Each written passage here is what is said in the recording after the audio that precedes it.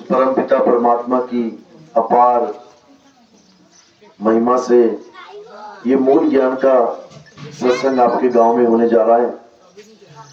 बहुत बड़े भाग हैं उन जीवों के जो अपने पूरे जीवन काल में एक बार भी इस मूल ज्ञान को सुन पाते हैं, और उससे भी बड़े भाग होते हैं उन जीवों के जो इस मूल ज्ञान को थोड़ा सा भी समझ पाते हैं। क्योंकि सुनना आसान है, आए बैठे 1 घंटा 2 घंटा सुन के चले गए, लेकिन इस ज्ञान को समझना बहुत टेढ़ी खीर है, बहुत मुश्किल है। बड़े बड़े सिद्ध महात्मा, बड़े बड़े पीर पैगंबर औलिया इस मूल ज्ञान को नहीं समझ पाए और अपना जीवन ऐसे ही बिता के चले गए। कोई नाम जाप में उलझ गया, कोई तंत्र मंत्र में उलझ गया, कोई रिद्धि सिद्धि में उलझ गया, कोई तीर्थों में उलझ गया, कोई पढ़ने पढ़ाने में उलझ गया, कोई हवन यज्ञ में उलझ गया। यानी नाना प्रकार के संत महात्मा, नाना प्रकार के योगेश्वर, ये सब काल के जाल में, माया के जाल में उलझ गए और अपने असली बोध को प्राप्त नहीं कर पाए, अपने स्वरूप को नहीं जान पाए। तो आज आपके गांव में इसी स्वरूप ज्ञान का, इसी आत्म ज्ञान का आज यहाँ पे सत्संग आयोजित किया गया है। तो जो भी भगत मेरी आवाज सुन रहे हैं, बिना पक्षपात के, बिना ये सोचे कि ये तो हमारे गुरुजी नहीं है, ये तो कोई और ही है, बिना पक्षपात के आप इस सत्संग में आए और गहराई से हर बात को समझें। क्योंकि परमात्मा सबका एक है। ऐसा बिल्कुल नहीं है कि केवल वो परमात्मा हिंदुओं का है, या कोई कहे कि अल्लाह केवल मुसलमानों का है, या अकाल पुरख केवल सिखों का है, या गॉड केवल ईसाइयों का है। इस गलत फहमी को जितनी जल्दी आप निकाल देंगे अपने दिमाग से, उतनी जल्दी आपका भला हो जाएगा। तो मालिक की अपार कृपा है जो आज ये मूल ज्ञान आपके गांव में आयोजित किया गया है। तो सबसे अरदास करूंगा कि इसको अच्छे से समझें, एक एक बात को समझें, क्योंकि ये इंसान जन्म बार बार नहीं मिलेगा। ये एक ही जन्म है आपके हाथ में। इसमें चाहे अपना काम बना लो, चाहे 84 में जाने का इंतजाम कर लो, ये आप ही के हाथ में है। बात 84 वरना 84, बिल्कुल सिंपल, छोटी सी बात है। हमारा कोई बड़ा नुकसान हो जाता है छोटी सी वजह से, तो हम क्या कहते हैं, अरे इतनी सी बात नहीं समझ पाया तू, इतना बड़ा नुकसान करा लिया छोटी सी बात से। तो वो छोटी सी बात ही बहुत बड़ा बतंगड़ बन जाती है। आज हमने उस छोटी सी बात को समझ लेना है ताकि हमारा सबका कल्याण हो। सब मालिक के बच्चे हैं, कोई भेदभाव नहीं, कोई जात पात का रोला नहीं, कोई बड़े छोटे की बात नहीं, कोई अमीर गरीबी का स्थान नहीं। सब मालिक के जीव हैं, सब हिंदू मुस्लिम सिख ईसाई, कोई निरंकारी, कोई राधा स्वामी, कोई जय गुरुदेव, कोई रामपाल जी महाराज, कोई हंस जी महाराज, कोई सतपाल जी महाराज, ये सारे महाराज जितने भी है ना, इन सबका एक परम पिता परमात्मा है। ये सब अलग अलग की बात नहीं कर रहे हैं, लेकिन गलती से ये सत्य साधना ना जानने के कारण तुम्हें भी नहीं दे पा रहे हैं। बस इतना सा फर्क है, बस इतना सा भेद है। कर तो ये भी परमात्मा परमात्मा ही रहे हैं सुबह शाम, लेकिन ये परमात्मा के असली भेद को नहीं जानते, इसलिए ये पथ भ्रष्ट हो चुके हैं और तुम्हें भी गलती से, जानबूझ के नहीं, गलती से पथ भ्रष्ट कर देते हैं। यानी जिसको खुद रास्ता नहीं पता, अगर वो किसी को रास्ता बताएगा तो क्या बताएगा, गलत ही बताएगा, क्योंकि उसको खुद नहीं पता। तो इसलिए कसूर किसी का नहीं है। हम कहें कि किसी गुरु का कसूर है, नहीं, कसूर किसी का नहीं है, बस उनको सतगुरु नहीं मिला। जैसा उनको गुरु मिला वैसा ज्ञान वो आगे दे रहे हैं। किसी को 5 नाम वाला गुरु मिल गया, वो आगे चेलों को 5 नाम देने लग गया। किसी को 4 क्रियाओं का गुरु मिल गया, वो आगे चेलों को 4 क्रियाएं देने लग गया। किसी को 2 नाम, 5 नाम, 7 नाम, 10 नाम वाला मिल गया, फिर 2, 5, 7 में फंस गया, वो आगे दे रहा है। तो कसूर उनका नहीं है, कसूर असल में किसी का भी नहीं है। ये एक पढ़ाई होती है, लेवल दर लेवल आगे बढ़ना होता है। कोई एलकेजी में है आज, कल को पहली क्लास में हो जाएगा, फिर दूसरी, 5वीं, 10वीं करते करते पीएचडी तक पहुंचना ही हमारे जीवन का एकमात्र लक्ष्य है। उसके लिए कितने गुरु बदलने पड़ जाए उससे कोई मतलब नहीं। तुम्हारा जो सर्टिफिकेट है कॉलेज का, उस कॉलेज के सर्टिफिकेट को पाने के लिए तुमने कितने गुरु बदले, इससे कोई मतलब नहीं। एक भी गुरु का नाम नहीं होगा सर्टिफिकेट पे, देख लेना।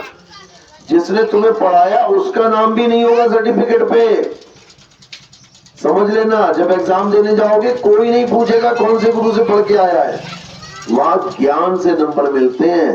उस गुरु ने तुम्हें ज्ञान क्या दिया है, वो ज्ञान लिखो। तुम पर्चे पे तुमने ज्ञान लिखना है, उसी के नंबर मिलेंगे। वहां तुमसे पूछा नहीं जाएगा कि कौन से गुरु का चेला है।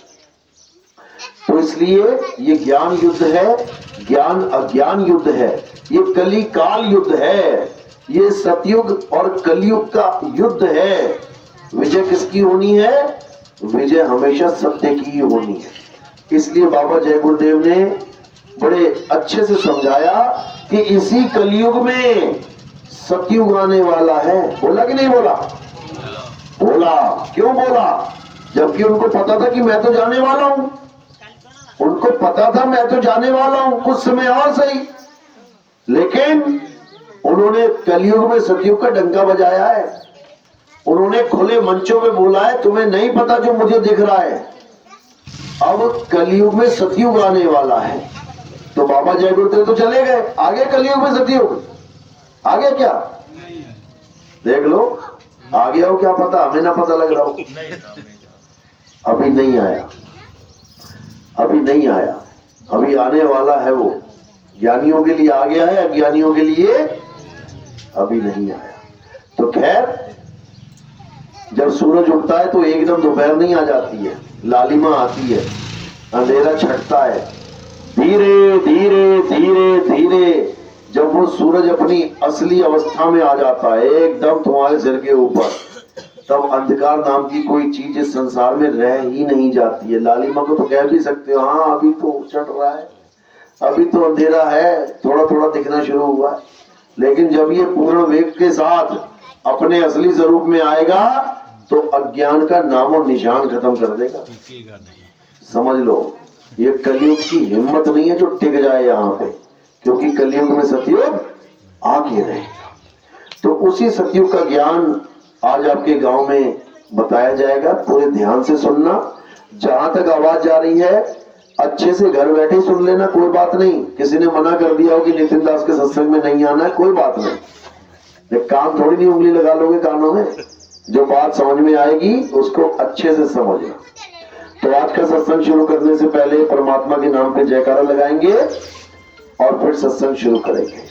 बोलिए परमपिता परमात्मा की जय, सतगुरु बंदी छोड़ कबीर साहिब की जय, सभी संतों की जय, सभी भक्तों की जय, आज के आनंद की जय, गांव नगर बस्ती की जय, सत्संग कराने वालों की जय, इनके माता पिता की जय, इनके बाल गोपाल की जय, सकल अंश को बंदगी साहिब बंदगी सतनाम। जय सतनाम।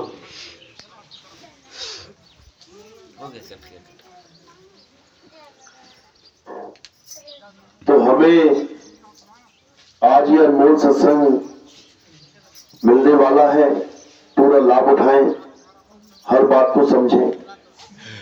सबसे बड़ी समझने वाली जो बात है वो ये है कि हम सबका, जितने भी जीव हैं, हिंदू मुस्लिम सिख ईसाई, आदमी कुत्ता बिल्ली हाथी घोड़ा सांप बिच्छू मच्छर, जितने भी हम जीव यहाँ हैं, हम सबका मालिक एक है।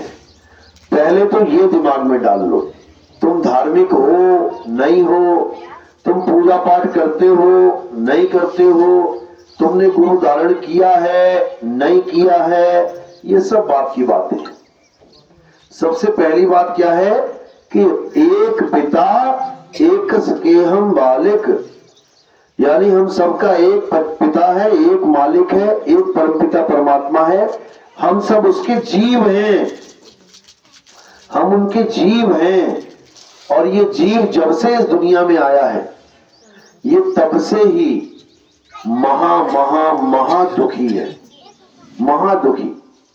ईसाइयों में बताया गया, मुसलमानों में बताया गया कि इस दुनिया में आदम अलैहिस्सलाम सबसे पहले आए, उन्हीं के अपने बच्चों ने एक दूसरे का कत्ल करना शुरू कर दिया। पहला कातिल ही भाई भाई का कातिल हो गया। बताओ क्या सुख है इस दुनिया में? ऐसी कैसी दुनिया बना दी, यहाँ भाई भाई का ही कत्ल कर रहा है, यहाँ बाप बेटे का, बेटा बाप का कत्ल कर रहा है, थोड़े से जमीन के टुकड़े के लिए धोखा दे रहा है, छल कर रहा है, कपट कर रहा है, झूठे मुकदमे लगा रहा है, क्या कुछ नहीं कर रहा है इस नाशवान संसार, इस मिट्टी के ढेर को पाने के लिए। अरे किसी को कुछ मिलने वाला नहीं है यहाँ पे। यहाँ भगवान राम जैसे ने घोड़ा दौड़ा दिया, क्या जहां जहां घोड़ा दौड़ा क्या वो ले गए साथ में? अरे भगवान राम नहीं ले जा पाए, तुम किस खेत की मूली हो? तुम क्या ले जाओगे यहाँ से? कोई कुछ नहीं ले जा सकता। तो करना क्या है इस जमीन का? केवल इस जमीन से अपना काम चलाना है। जैसे तुम्हारा अपना घर ना हो, धर्मशाला का कमरा ले लिया तुमने किराए पे, तो क्या करोगे? लड़ोगे कि ये कमरा मेरा है, मेरे नाम हो जाए। अरे भैया, जितने समय के लिए लिया है वहां रह, अच्छे से साफ सफाई कर और निकल यहां से। ये कमरा कोई न ले जा पाया, यहीं के यहीं है। तो ये काल की नगरी, ये माया की नगरी में ये जीव जब से फंसा है, ये एक बार भी नहीं निकल पाया, एक बार भी नहीं निकल पाया। अगर निकल गया होता तो तुम यहां बैठे होते, कोई ना बैठा होता यहाँ पे। इस जेल में जो बैठा है समझ लो वो नहीं निकल पाया, तभी तो बैठा है यहाँ पे। और तुमने वो हर काम कर डाला जो तुम्हें किसी गुरु ने कहा, किसी जानकार ने कहा, किसी भी संत ने कहा। क्या कहा? नाम जप लो। सबसे बड़ा क्या है? नाम जप लो। 99% गुरु जितने बैठे हैं ये सब क्या करवा रहे हैं? नाम जप लो। अब क्या नाम जप लो? हिंदू गुरु मिल गया तो राम राम राम राम, राधे राधे राधे राधे, ओम नमः शिवाय, ओम नमः भगवते वासुदेवाय, ओम ये है वो। मुसलमान गुरु मिल गया, अल्लाह अल्लाह अल्लाह, या खुदा या खुदा, नमाज पढ़ना सिखा देगा, 5 टाइम नमाज, रोज नमाज ही पढ़ते जाओ। ईसाई गुरु मिल गया, चर्च में जाना शुरू करवा देगा, संडे संडे आओ प्रेयर करो। सिख गुरु मिल गया, आओ गुरु ग्रंथ साहब पढ़ो, वाहेगुरु वाहेगुरु वाहेगुरु का जाप करो, सतनाम वाहेगुरु सतनाम वाहेगुरु। इसी प्रकार अन्य अन्य पंथों में अन्य अन्य गुरु ये नाम ही दे रहे हैं और हमने खूब जपे हैं। ये गलत फहमी में बिल्कुल मत रहना कि तुमने कभी नाम नहीं जपे। खूब रटे हैं तुमने, इतने रटे हैं कि तुम सोच भी नहीं सकते। इतने रटे हैं सतयुग में, त्रेता में, द्वापर में।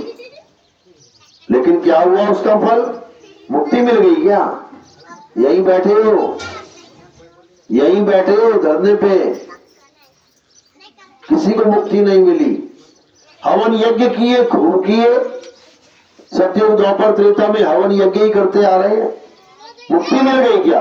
एक को न मिली, यहीं बैठे हैं सारे, पूजा पाठ करते आ रहे हैं।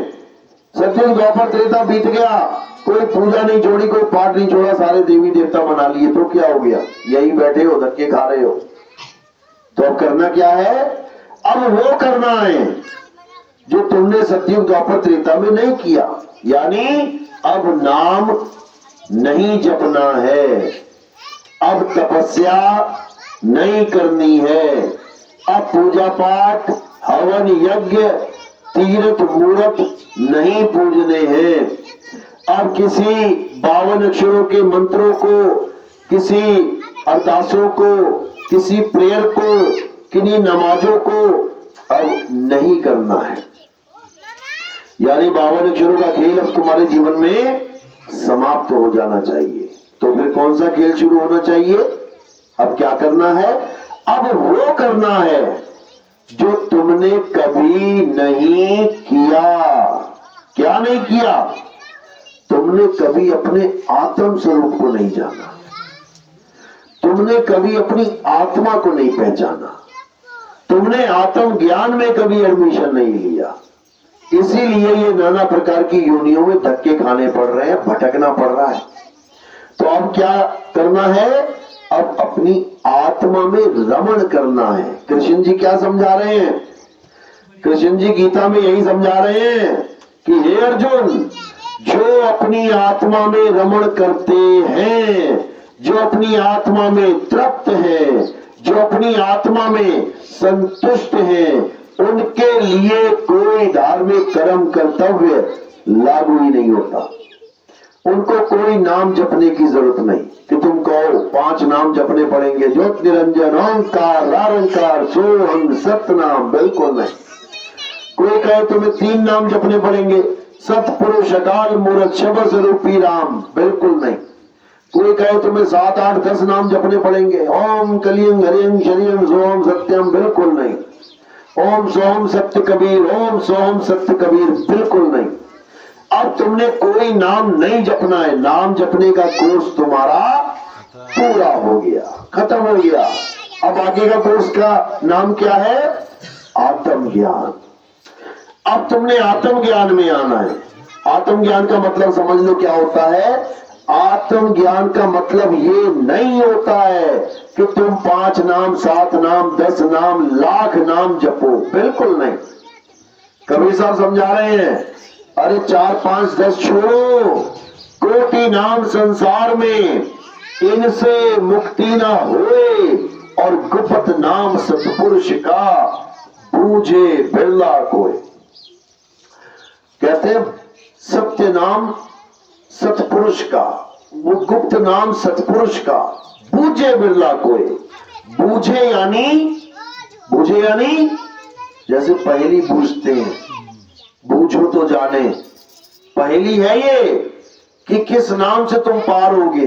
ये मंत्र जाप नहीं है, ये पहेली है। तुम्हें सतनाम के बारे में जानना पड़ेगा। सतनाम होता क्या है? क्योंकि सतनाम ही वो नाम है जिसको सब संतों ने परमात्मा के स्वरूप के लिए सिद्ध किया हुआ है। सिद्ध यानी, सिद्ध का मतलब ये नहीं कि जपना है उसको, सतनाम सतनाम सतनाम सतनाम। सिद्ध का मतलब कि उसका नाम रख दिया सतनाम। परमात्मा का नाम क्या रखा है? सतनाम। असल में परमात्मा का कोई नाम नहीं है, नहीं है। अगर परमात्मा का कोई नाम होता तो सारे संसार में वो एक ही चलता।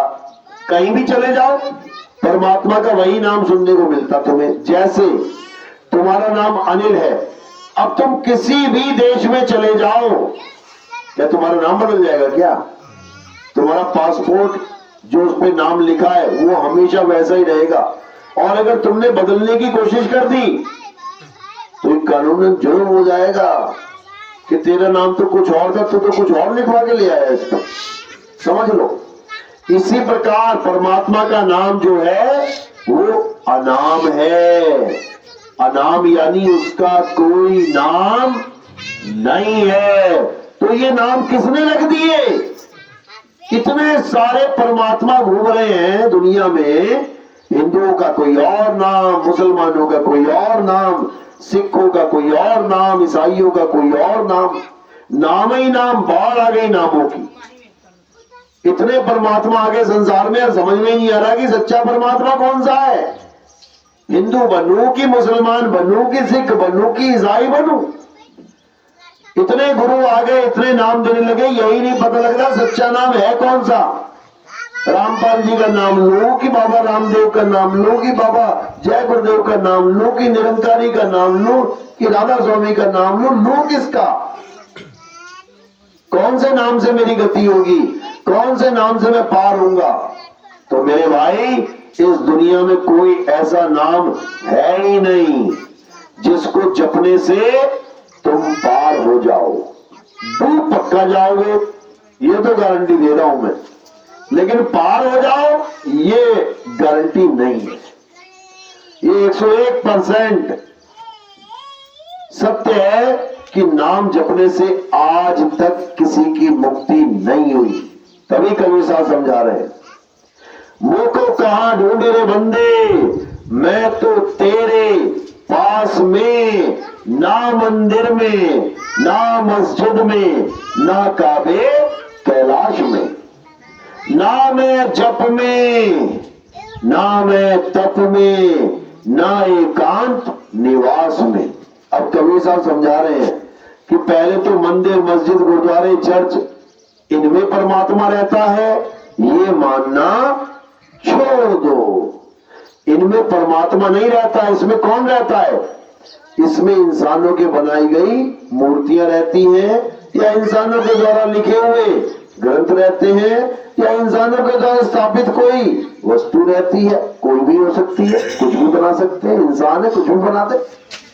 लेकिन कोई कहे कि इंसानों ने मकान बना दिया है, अब इसमें परमात्मा रहेगा, इस गलतफहमी से बाहर निकल जाओ।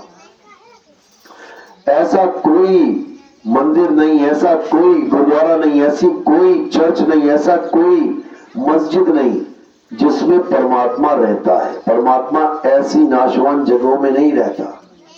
परमात्मा ऐसी जगह पे नहीं रहता जहां पर तुम्हें रोज झाड़ू लगाना पड़े। 8-10 दिन झाड़ू नहीं लगाया तो कचरा ही कचरा हो जाए, ऐसी जगह पे परमात्मा नहीं रहता। ऐसी जगह पे इंसान रहता है, रोज झाड़ू लगाता है बेचारा, सुबह से लेकर शाम तक देखो सफाइयां कर रहा है। परमात्मा कैसी जगह पे रहता है? परमात्मा उस जगह पे रहता है जो अजर अमर अविनाशी हो।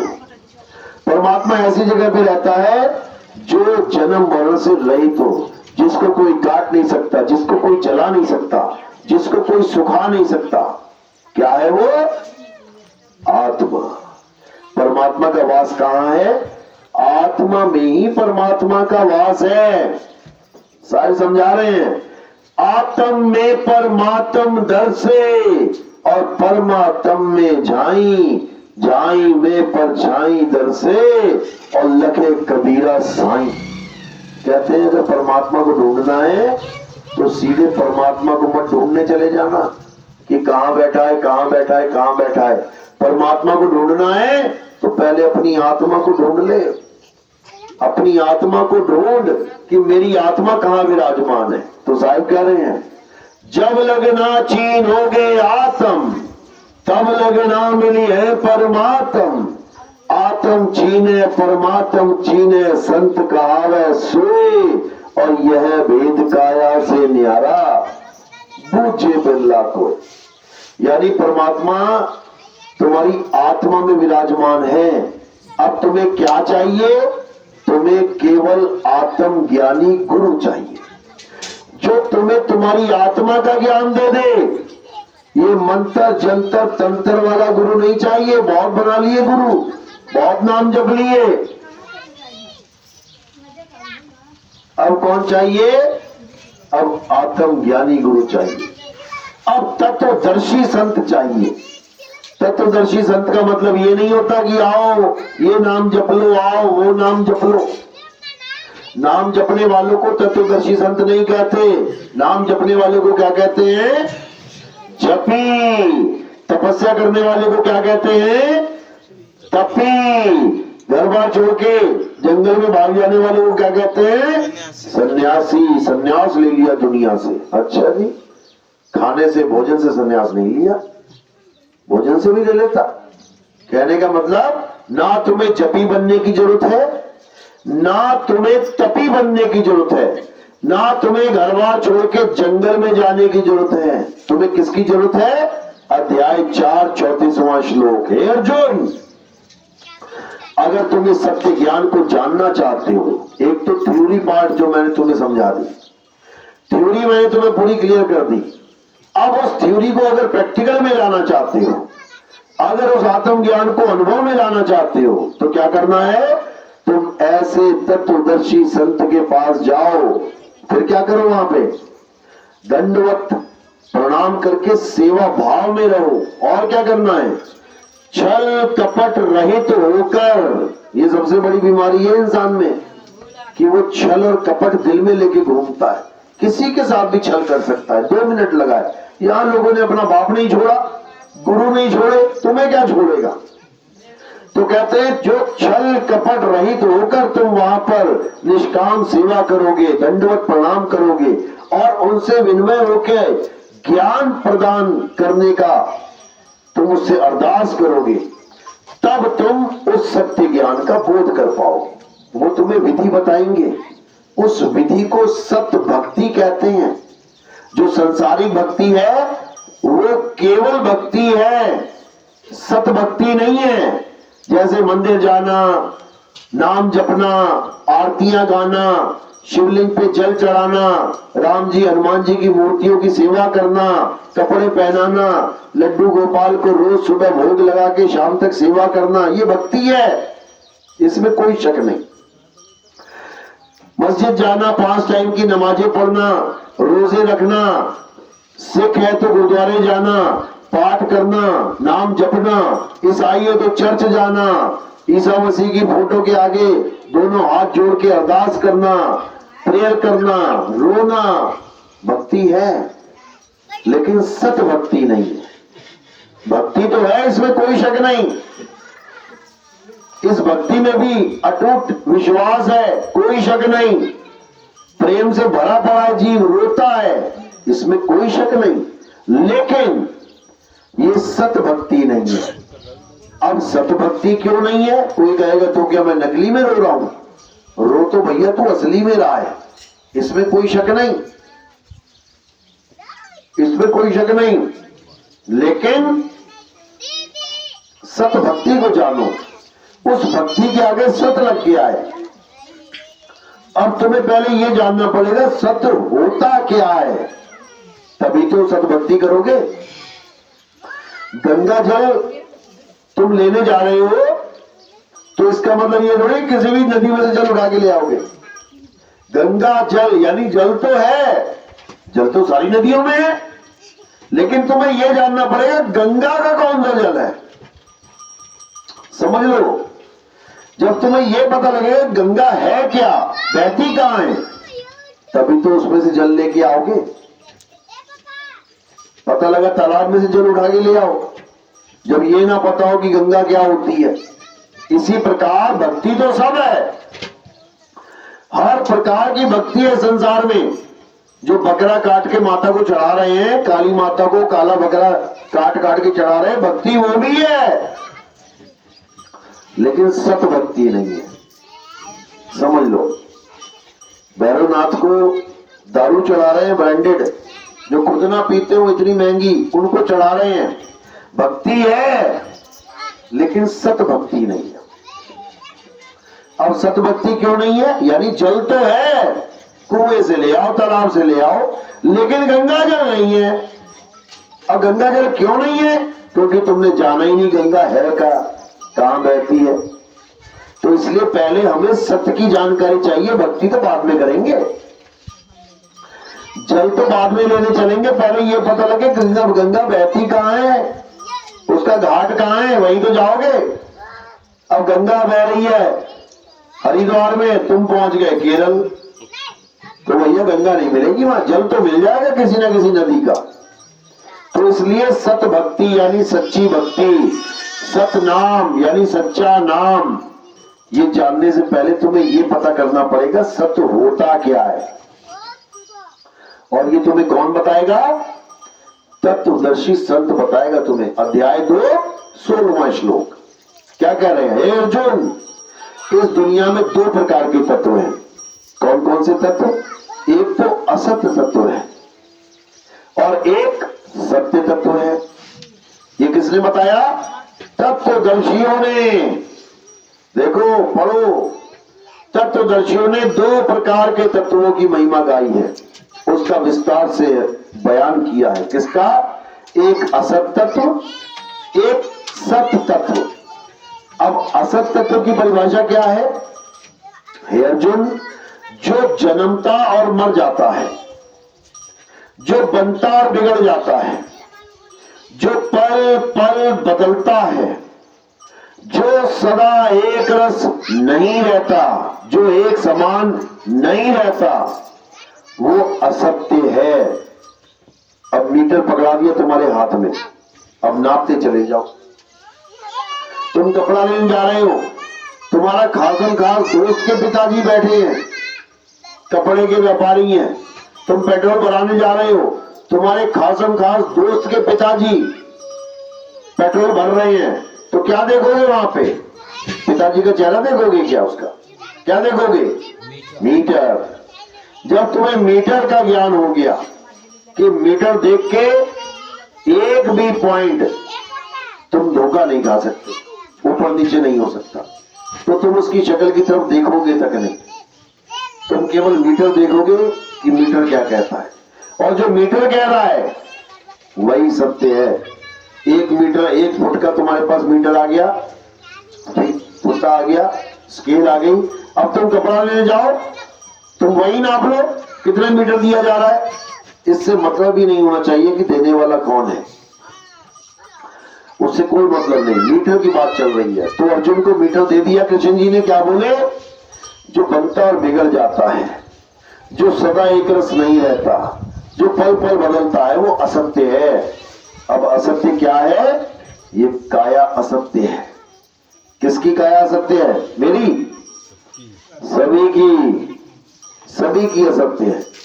जो भी जन्म में आ गया, जो भी धीरे धीरे बड़ा हो रहा है, और बड़ा होते होते बूढ़ा हो रहा है, बूढ़ा होने के बाद शरीर धराशायी हो जा रहा है, मिट्टी में मिल जा रहा है, वो असत्य है। तो असत्य की पूजा करनी है कि नहीं?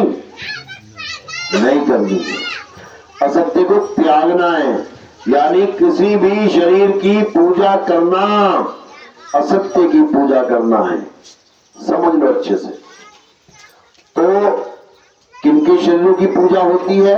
तुम्हारी पूजा तो कोई करने से रहा, कभी करी किसी ने पूजा तुम्हारी? कोई ना करता। हाँ, कोई त्योहार आ गया, भले तुम्हें बना देंगी, पति देव महाराज क्या बोलते हैं उसको, पति परमेश्वर, तुम्हारे पैर में छू लेंगी।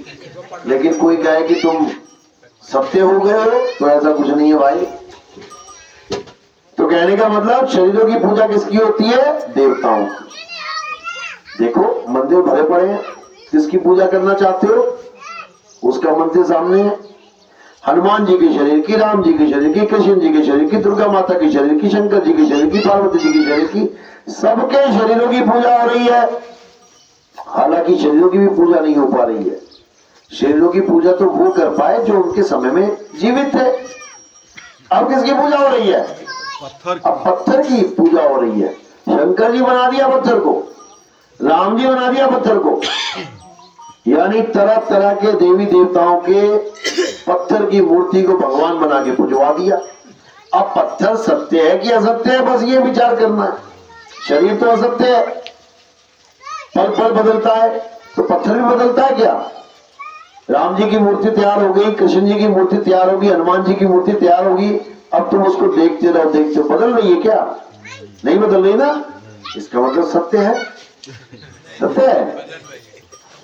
थोड़े दिनों बाद देखना, साल 2 साल 5 साल बाद देखना, वही मूर्ति जो तुम पहले लेके आए थे बदल जाएगी।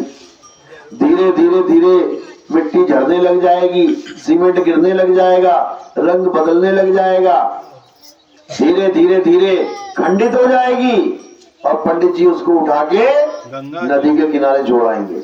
चलो जी, हो गया, ये वाला भगवान का किस्सा पूरा हो गया। अब क्या होगा? अब नया भगवान आएगा।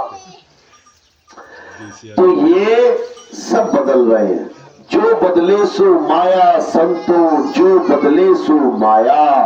ये सब माया का खेल चल रहा है भाई, ये माया का खेल है। तो अब आगे समझना है, शरीर माया हो गया, मूर्ति माया हो गई, मंदिर मस्जिद गुरुद्वारे बदल रहे हैं, रोज कंस्ट्रक्शन चल रही है, देखो क्या क्या बना रहे हैं, सब माया है।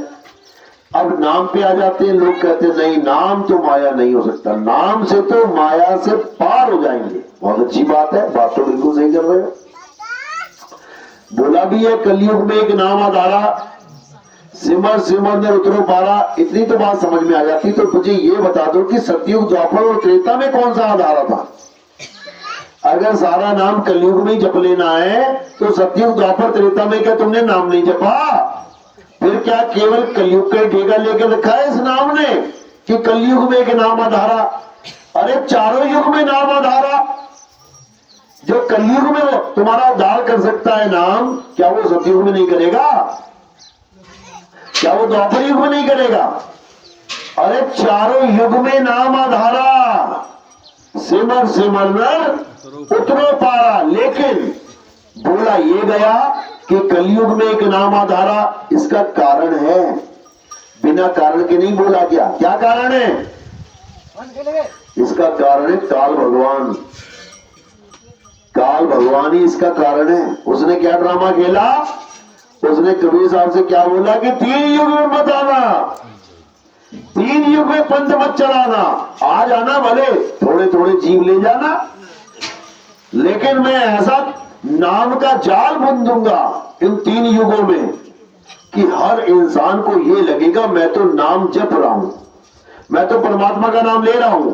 और बेचारा धक्के खाता खाता खाता कलयुग में पहुंच जाएगा नाम जपता जपता। तो आगे क्या होगा? फिर कबीर साहब कहते हैं ठीक है मैं कलयुग में आऊंगा और फिर मैं सबको बताऊंगा कि असल में सतनाम होता क्या है। इसलिए ये वाणी बोली है कि कलयुग में एक नाम आधारा। सिमर सिमर न उतरो पारा। जप जप के उतरो पारा नहीं बोला, सिमर सिमर न उतरो पारा। सिमरने में और जपने में क्या फर्क है? जब तुम्हें ये समझ में आ जाएगा तो तुम्हें सच्चा नाम और नकली नाम, असली नाम और झूठा नाम समझ में आ जाएगा कि क्या नाम भी झूठा होता है, क्या नाम भी असली नकली होता है। घी तो सुना था, दूध तो सुना था, असली दूध नकली दूध, असली खोआ नकली खोआ, असली दवाई नकली दवाई, ये तो सुना। नाम भी असली नकली होता है क्या? बिल्कुल होता है, बिल्कुल होता है। अब इसकी परख करनी है कि आखिर नकली क्या होता है और असली क्या होता है। समझ लो, गुरु ग्रंथ साहब में बहुत स्पष्ट लिखा गया। पहले भगवान के सारे नाम बोल दिए गए जो भी प्रचलन में थे, एक ना छोड़ा गया। सारे नाम बोल दिए नानक साहब ने, और उसके बाद क्या बोले कि ये सारे नाम तो बोलने में आ गए, लिखने में आ गए, पढ़ने में आ गए। तो इनको कौन सी कैटेगरी का नाम बता दिया? कृत्रिम। कृत्रिम बता दिया कि जो भी नाम बोलने में, लिखने में, पढ़ने में आ गया वो कृत्रिम है। तो क्या वाणी बोली? कृत्रिम नाम कथे तेरे जीवा, सत्य नाम तेरा परापुर वाला। बिल्कुल क्लियर, कोई मतभेद नहीं, कोई भेदभाव नहीं, कोई पक्षपात नहीं कि नहीं वाहिगुरु वाहिगुरु असली नाम है, बाकी हिंदू मुस्लिम ईसाई सब झूठे हैं, ऐसा कुछ नहीं। सीधे साफ लफ्जों में क्या क्लियर कर दिया कि कृत्रिम। कृत्रिम क्या होता है? नकली, बनावटी। जैसे एक प्राकृतिक झरना, भयंकर पानी बढ़िया चल रहा है, उसमें तुम देखने जाओगे क्या बात है, प्रकृति ने क्या बढ़िया चीज बना दी है। और एक आदमी ने बनाया हो झरना, दोनों अच्छे लगेंगे देखने में, लेकिन जब वो बोलने में आएगा तो एक को कहोगे तुम ये प्राकृतिक है और दूसरे को कहोगे ये कृत्रिम है, ये बनावटी है, ये इंसान के द्वारा बनाया गया है। तो इसी को आम भाषा में असली और नकली बोलते हैं, इसी को सच्चा और झूठा बोलते हैं, इसी को सत्य और असत्य बोलते हैं। तो जो असली नाम है वो अलग है, नकली नाम अलग है। तो नकली नाम क्या है? जितने भी नाम इंसानों ने बनाए हैं, अपनी अपनी भाषा में बनाए हैं, वो सब नकली नाम है। नकली कैसे बनाए इंसान ने? ये सारे नाम कैसे बनाए हैं? जब इंसान आदि मानव था। आप पढ़ोगे इतिहास कि कैसे कैसे कैसे इंसान डेवलप होता होता, अपडेट होता होता आज ये कुर्ता पैजामा पैंट कमीज कोट टाई लगा के बैठा हुआ है। ये ऐसा नहीं था सदा। अरे तुम्हारे दादाजी ऐसे नहीं थे, उनसे पूछ लेना क्या पहन के स्कूल जाते थे। अरे फटा हुआ कच्छा पहन के जाते थे, फटी बनियान पहन के जाते थे। पूछ लेना कैसे जाते थे। अरे पैदल जाते थे 20 किलोमीटर। जैसे तुम्हारे दादाजी थे तुम वैसे ना रहे, तुम अपडेट हो गए, तुम बदल गए, समझो। तो जब बिल्कुल शुरुआती दौर था तब क्या था, तब ये इंसान जानवर की तरह रहता था। ऐसा नहीं कि इंसान आज जानवर की तरह नहीं रहता था। जरा अफ्रीका में घूम के आना, आज भी ऐसे काले काले हबशी लोग हैं वहां पे जो पूरे नंगे रहते हैं, कपड़ा है ही नहीं शरीर पे, पूरे नंगे, लेडीज एंड जेंट्स पूरे नंगे, जानवरों की तरह शिकार करते हैं, खाते हैं, बस आग मिल गई है उनको पका के खाते हैं। वही आदि मानव वाला सिस्टम चल रहा है। दुनिया से कोई लेना देना नहीं। कौन अमिताभ बच्चन, कौन मोदी, कौन बिल क्लिंटन, उनको एबीसीडी ना पता किसी। कौन हिंदू, कौन मुसलमान, कौन सिख, कौन ईसाई, वो जानते तक नहीं। किसको अल्लाह बोले, किसको वाहिगुरु बोले, किसको गॉड बोले, वो पहचानते ही नहीं। उनको बस एक चीज पता, भैया ये जो पेट है ना, ये घड़ा जो है ये खाली नहीं रहना चाहिए। उनको इतना पता है। रोज सुबह उठो, तीर कमान बढ़िया से साफ करो और चालू हो जाओ, निशाना लगाओ, यही जीवन है। इससे आगे उनको कुछ नहीं पता। हाँ, लेकिन कई कबीलों में क्या होता है, प्रकृति को भगवान मान लेते हैं। आप देखोगे जैसे चंद्र ग्रहण लगता है, सूर्य ग्रहण लगता है, तो कई कबीले वाले उसका चित्र बना लेते हैं कि ये सूर्य ग्रहण है,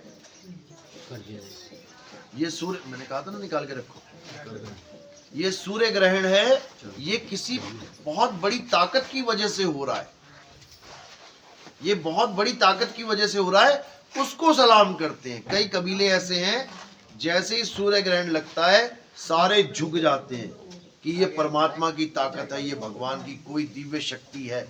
उसका नाम नहीं पता उसको, नहीं है। हेलो, मशीन में देखा कोई गड़बड़ी है, लाइट है, देखा कहाँ गए ना बाजा वाले, कहाँ बोर्ड में नहीं, तो उसके नाम यही निकाल दो।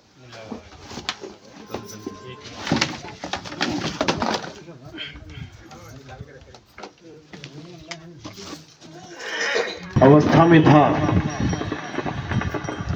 तब वो जानवरों की तरह रहता था। उसके पास ना कोई कपड़े, ना कोई मकान दुकान, ना कोई हथियार, कुछ भी नहीं। जानवरों की तरह ही जीवन काटता था। धीरे धीरे धीरे उसके दिमाग में, उसकी सोच में वृद्धि होना शुरू हो गई। उसने पत्थरों से आग की खोज करी। उसके बाद उसने कच्चे मांस को पका के खाना शुरू कर दिया। धीरे धीरे उसने हथियारों की खोज करी, क्योंकि जानवरों को मारना ही पड़ेगा खाने के लिए। धीरे धीरे और विकसित हुआ। तब उसने अक्षरों की खोज करी। मुंह से निकलने वाले सारे अक्षर उसने बनाने शुरू किए। अलग अलग जगह पे अलग अलग प्रकार के आदि मानव थे। हर देश में आदि मानवों की संख्या थी। ऐसा नहीं कि एक देश से ही सब पैदा हुआ है। अगर एक देश से सारे आदि मानव से इंसान बने होते तो एक ही भाषा होती, दूसरी आती ही नहीं। अगर ब्रह्मा जी से सारी दुनिया पैदा होती, सब संस्कृत बोल रहे होते, दूसरी भाषा आती नहीं। अगर आदम अलैहिस्सलाम से ये दुनिया पैदा हुई होती तो अरबी बोल रहे होते सारे, और एडम से पैदा हुई होती बाइबल के अनुसार तो सारे अंग्रेजी बोल रहे होते, या यहूदियों की भाषा वो बोल रहे होते। लेकिन ऐसा नहीं है। हर क्षेत्र में अलग अलग आदि मानवों ने अलग अलग अक्षरों का विस्तार किया, अलग अलग अक्षरों की खोज करी। हिंदुस्तान में जो आदि मानव थे उन्होंने 52 अक्षरों की खोज करी। आ आ ई ई उ उ का खा गा गा चा चा टा ठा डा, सारे अक्षर खोज मारे। अंग्रेजी जो आदि मानव था उसने केवल 26 अक्षरों को ही खोजा, ABCDEFG। जो अरब देश के आदि मानव थे, उन्होंने अलिफ बे ते पे इन अक्षरों की खोज करी। जो पंजाब में आदि मानव थे, उन्होंने पंजाबी भाषा की खोज कर दी, ऊड़ा एड़ा ईड़ी सस्सा हा हा कक्का खक्का। जो बंगाल में थे, जो चीन में थे, ताइवान में थे, फ्रांस में थे, स्पेन में थे, पुर्तगीज में, पुर्तगाल में थे, सब आदि मानवों ने अपने अपने अक्षरों की खोज करी और दुनिया में जो भी कुछ दिखाई दिया उन अक्षरों से उसका नाम रखना शुरू कर दिया। इसीलिए हम अपनी भाषा जो हमने सीखी है, पूरी सीखने के बाद भी अगर चाइना में चले जाएं तो हम जीरो हो जाते हैं। हमें पता ही नहीं लगता कहें तो कहें क्या, किसको क्या बोले, बिल्कुल शून्य। समझ लो कि आदि मानवी हो गए तुम, उनके सामने क्या बोले कुछ पता ही नहीं। शुक्र करो अंग्रेजों का, जिन्होंने एक यूनिवर्सल लैंग्वेज बना डाली, यानी कि एक भाषा हर जगह चला दी। क्यों चला दी? क्योंकि राज कर लिया उन्होंने हर जगह, मार मार के सिखा दी सबको अंग्रेजी। तुम ना सिखा पाए हिंदी, तो उन्होंने राज किया, लेकिन उसका बहुत बड़ा लाभ भी हुआ। उससे क्या हुआ? सारा संसार आज एक लगता है, चाहे कोई जापान का आ जाए, चीन का आ जाए, ताइवान का आ जाए, मंगोल का आ जाए, फ्रांस का आ जाए, जर्मनी का आ जाए, सब अपनी अपनी भाषा लेके आ जाए, लेकिन एक ऐसी भाषा ऐसी है जो सबको एक कर सकती है, और वो क्या है? अंग्रेजी। अगर आपको अंग्रेजी आती है तो बिंदास आप किसी भी देश में चले जाओ घूमने, और नहीं आती ना भैया पंगा मत ले लेना, हम होके आ रहे हैं, हमें पता है कि क्या हालत हो जाती है वहां पे। अंग्रेजी आती है तो बिंदास जाओ, और नहीं आती तो घर में ही शुक्र मनाओ, समझे? तो कहने का मतलब कि इसी आदि मानव ने अलग अलग भाषाओं में अपनी अपनी वस्तुओं के नाम अपने ढंग से रखना शुरू कर दिए। अच्छी बात है, कुछ ना कुछ तो नाम रखना ही पड़ेगा भाई, तभी तो धंधा काम चलेगा। लेकिन मुसीबत कहां बन गई? जब उसने अपनी अपनी भाषा में भगवानों के नाम रख दिए, उस ताकत के नाम रख दिए जो ताकत वो देगा ही नहीं सकते। अब ये नाम किसने रखा? भगवानों के नाम, परमात्मा के नाम किसने रखे? उन लोगों ने रखे जिनको उनका अनुभव हुआ। ये आम आदमी ने नहीं रखे कि आम आदमी ने बैठे बैठे सोच लिया चलो एक परमात्मा नाम रख देते हैं, ऐसा नहीं हुआ है। जिन्होंने उसका अनुभव किया, परमात्मा ने जिन पर कृपा करी, उनको सच्चे नाम की बख्शिश करी, वो नाम जो इंसानों के द्वारा नहीं बनाया गया, उसका जब अनुभव हुआ तो अनुभव के आधार पे उन लोगों ने परमात्मा के एक नाम नहीं कई नाम रख दिए। कैसे? जिसको अनुभव हुआ कि वो हमसे परम है, हम तो आत्मा है ही है, लेकिन वो हमसे परम है, तो नाम रख दिया परमात्मा। अब पता लगा कि वो दयाल है, वो दया का सागर है, रख दिया दयाल, करीम, दयालु, प्रभु। जिसको पता लगा ये मरता ही नहीं है, नाम रख दिया अमर, अजर। ये जो 42 में नाम चलता है, अजर नाम, अमर नाम। अरे भैया अजर नाम अमर नाम थोड़ी नहीं जपना है, वो अजर है क्या, वो अमर वस्तु है क्या, उसको बताओ वो क्या है, नाम थोड़ी नहीं जपना है। तो कहने का मतलब जितने भी भगवानों के, परमात्मा के नाम रखे गए हैं वो उसके गुण के आधार पे रखे गए हैं। अकाल, अब उसके माथे पर थोड़ी लिखा था मैं अकाल हूं। जब बाबा नानक ने जाना कि अरे ये वस्तु ये तो काल से रहित है, ये तो कभी मृत्यु इसकी हो ही नहीं सकती, तो उन्होंने क्या नाम रख दिया? अकाल पुरुष। समझ लो। दूसरे ने जाना अरे ये तो सत्य वस्तु है, उसने नाम क्या रख दिया? सत्य पुरुष। एक ने जाना अरे इसका तो कोई नाम ही नहीं है, लेकिन ये फिर भी नाम है, तो क्या नाम रख दिया? अनामी पुरुष। एक ने जाना है तो लिखा ही नहीं जा सकता बिना गुरु की दया के, तो क्या नाम रख दिया? अलग पुरुष। यानी उसके नाम गुणों के आधार पे रखते चले गए। और फिर क्या हुआ? फिर हुआ झगड़ा। कोई कहता मेरा राम बड़ा है। राम नाम क्यों रखा गया? जो सब में रम रहा है। उसने देखा अरे ये ताकत तो सब में रम रही है, यही राम है। भगवान राम का नाम इसलिए राम रखा गया था क्योंकि दशरथ जी पहले से ही राम राम जप रहे थे, पहले से ही राम को जान रहे थे। उन्होंने नाम इसलिए राम रखा कि अंत समय में अगर लड़के में मोह भी रह गया और बुला भी लूंगा राम इधर आ जाओ, तो कम से कम प्रभु का नाम तो निकलेगा मुंह से। इसलिए आज भी कई लोग भगवानों के नाम पे अपने बच्चों के नाम रख लेते हैं, जबकि ऐसा नहीं रखना चाहिए। क्यों नहीं रखना चाहिए?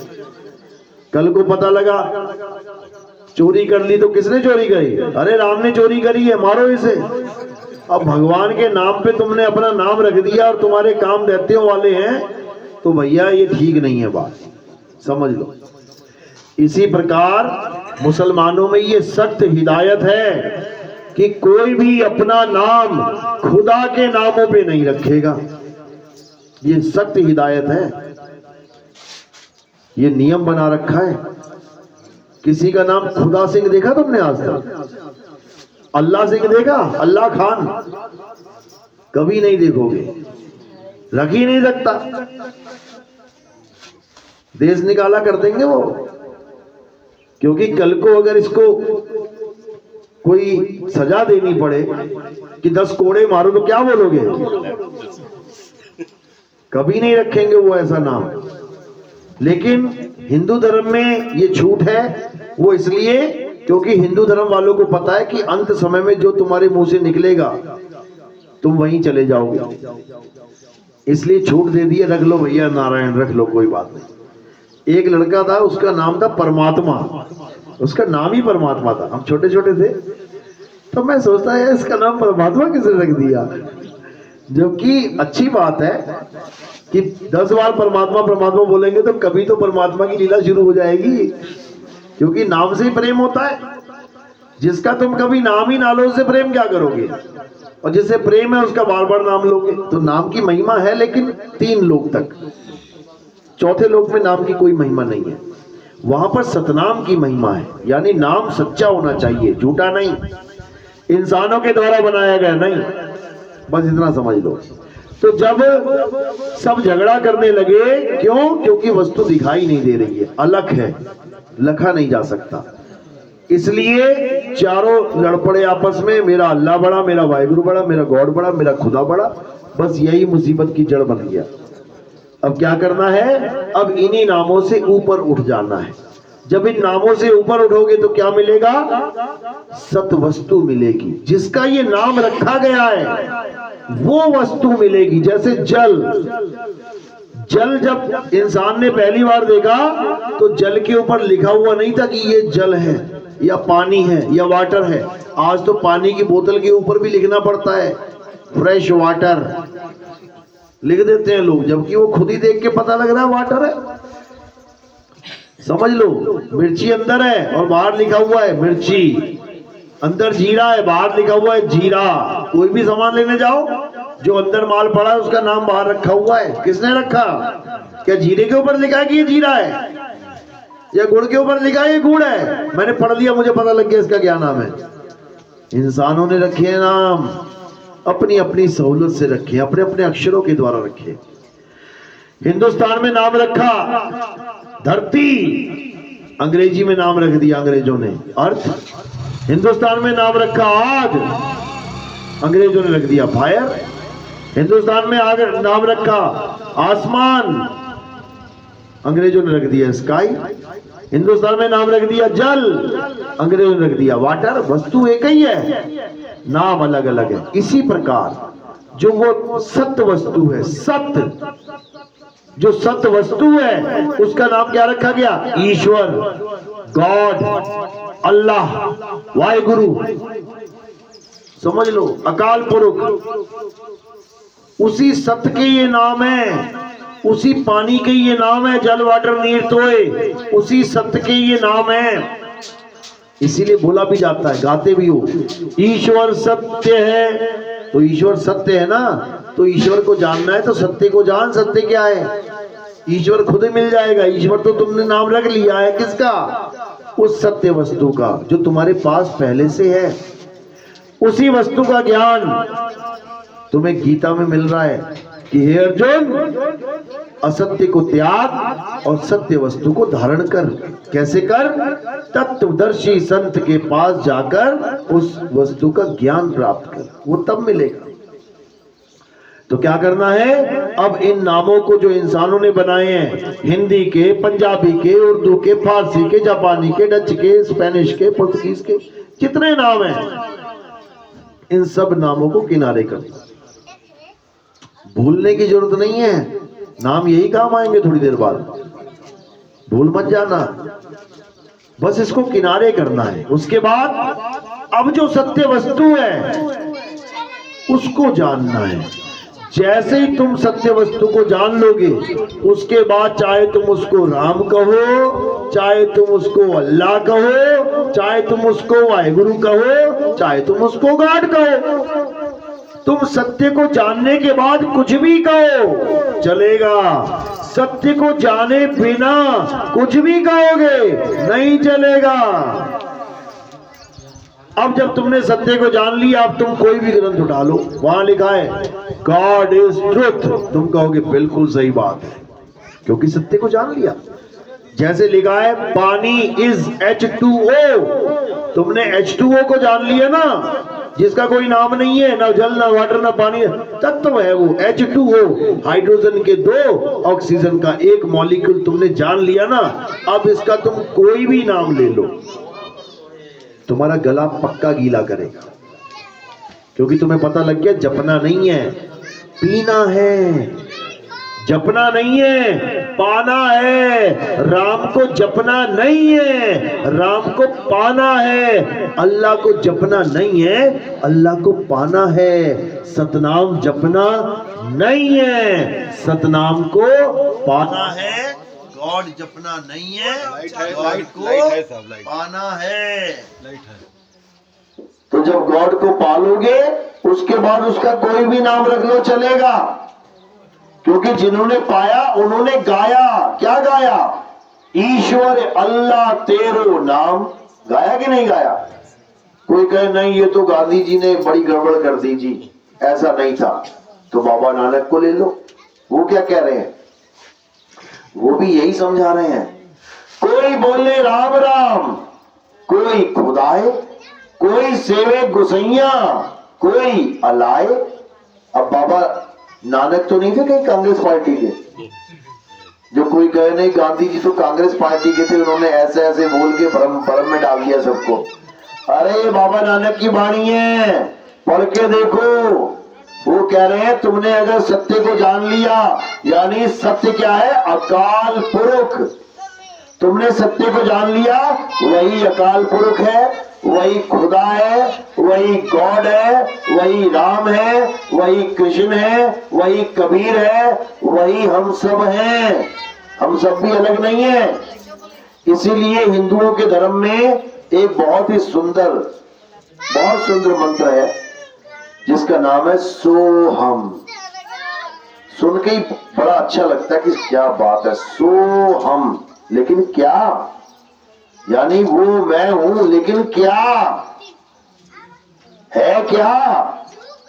तो आगे लिखा है जो तू। अब पूरा हो गया ये वाक्य।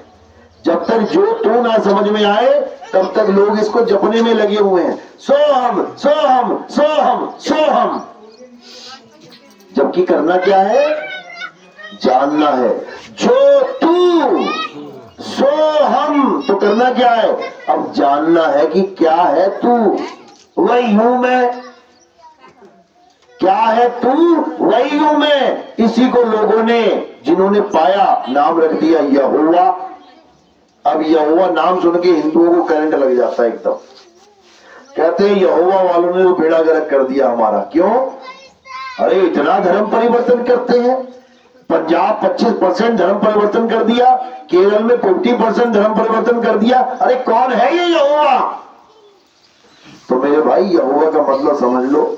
यहोवा का मतलब है मैं वो हूं जो मैं हूं। अब वो है क्या? ये वही है जो तू है।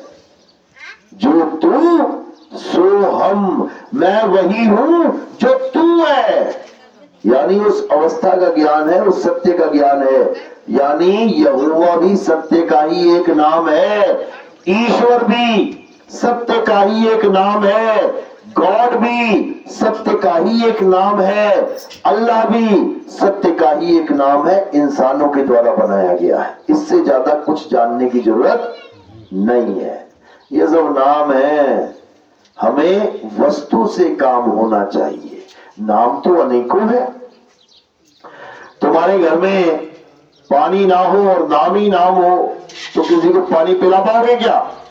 कभी नहीं पिला सकते, क्योंकि नाम से प्यास नहीं बुझेगी।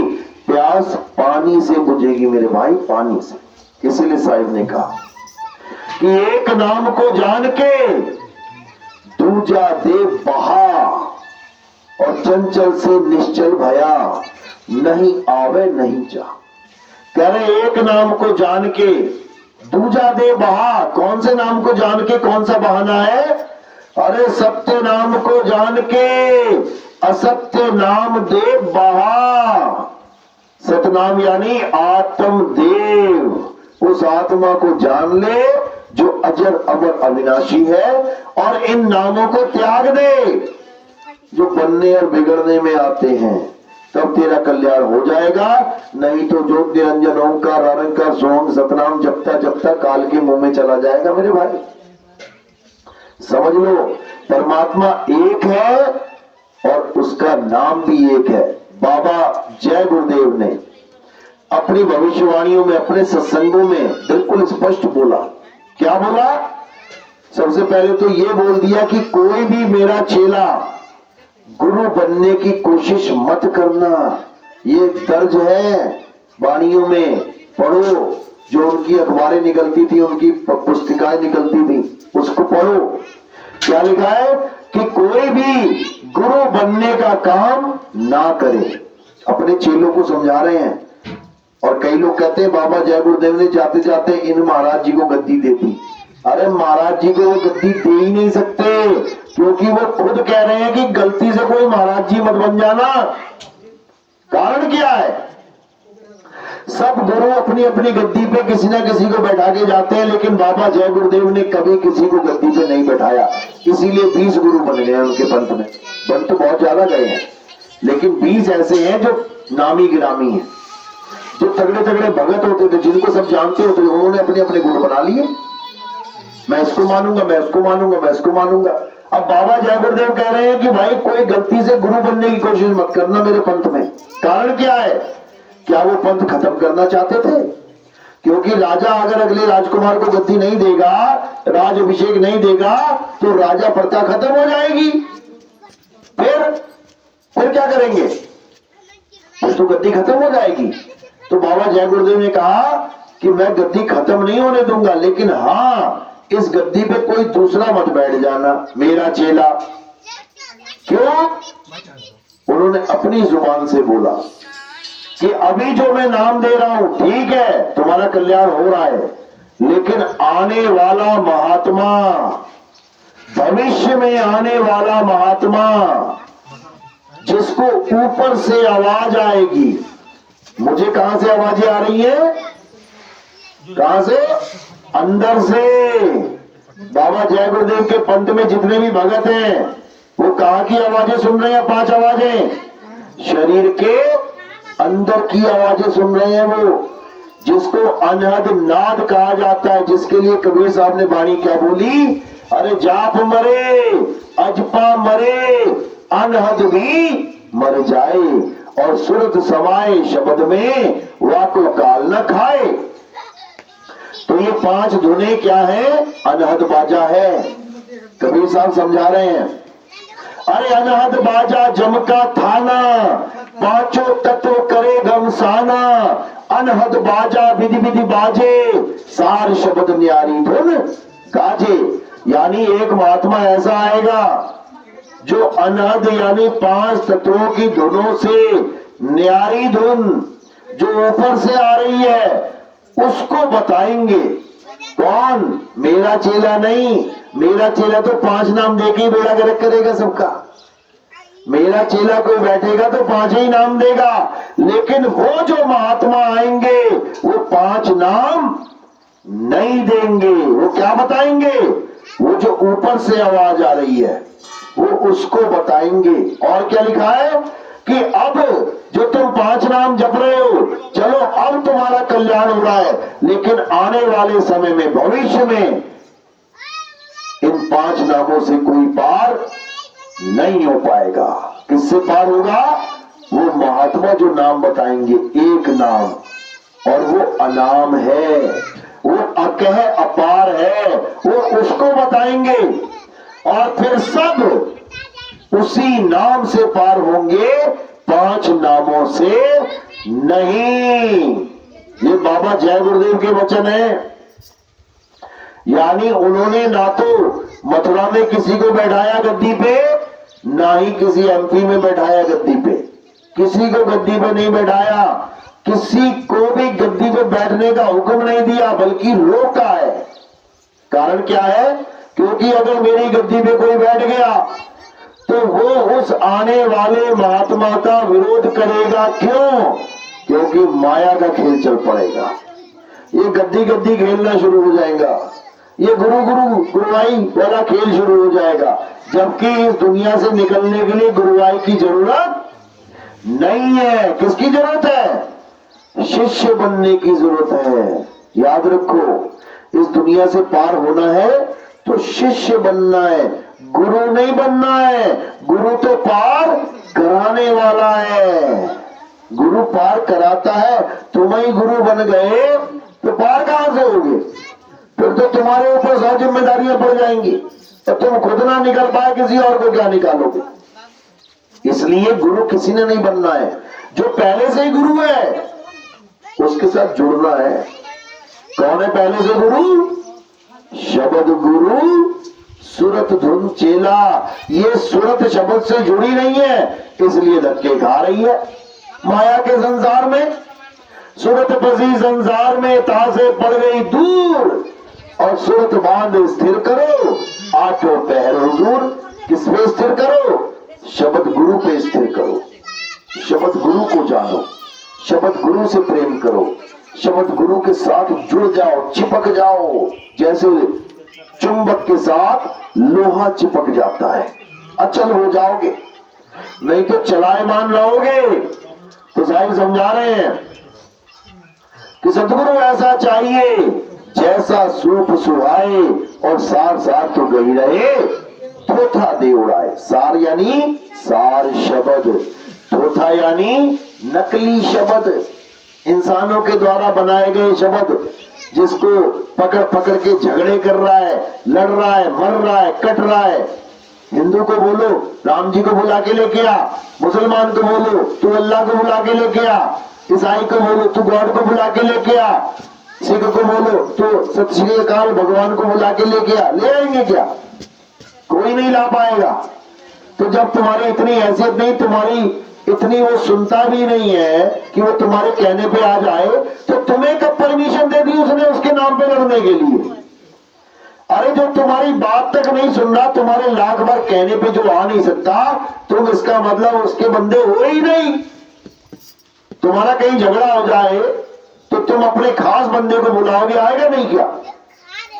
आएगा, बिल्कुल आएगा। और जो नहीं बुला पाए वो किसी काम का नहीं, समझ लो। और कोई हमें ही कह दे तुम कबीर को बुला के दिखाओ, अरे वो बैठा ही है, वो प्रकट है पर तुम्हें दिख नहीं रहा है प्रकट पर दिखत नहीं। सतगुरु सैन सहारा हो, आवे ना जावे, जन्मे ना मरे, सो निज पीव हमारा हो। बस इसको समझ लो, जो प्रकट है उसको जान लो, और ये नामों के जंजाल से बाहर निकल जाओ, बाहर निकल जाओ। बात समझ में आ रही है? किस किस की आ रही है? आप खड़ा करोगे? चलो बहुत अच्छी बात है, मालिक की दया है। बंदी छोड़ की कृपा है। ऐसे ही गांव गांव में जागृति लेके आनी है। इन नकली नामों से जीवों को उबारना है और असली नाम से जीवों को जोड़ना है, तभी कल्याण होगा। चलो आज का सत्संग यही समाप्त करते हैं। अगला सत्संग भी इसी शहर में है, अब आगे भी जाना है। तो आज का सत्संग यही समाप्त करते हैं। जयकारा लगाएंगे परमात्मा का। बोलिए परमपिता परमात्मा की सदा ही जय हो। सतनाम साई बंदगी। अब आरती का समय है। आरती कैसे करते हैं समझ लो। हमारे यहाँ आरती जीवित गुरु की होती है, हमारे यहाँ आरती आत्मदेव की होती है, हमारे यहाँ आरती किसी फोटो, कैलेंडर, फ्लैक्स बोर्ड, किसी पत्थर मूर्त की नहीं होती है, किसी पीतल, किसी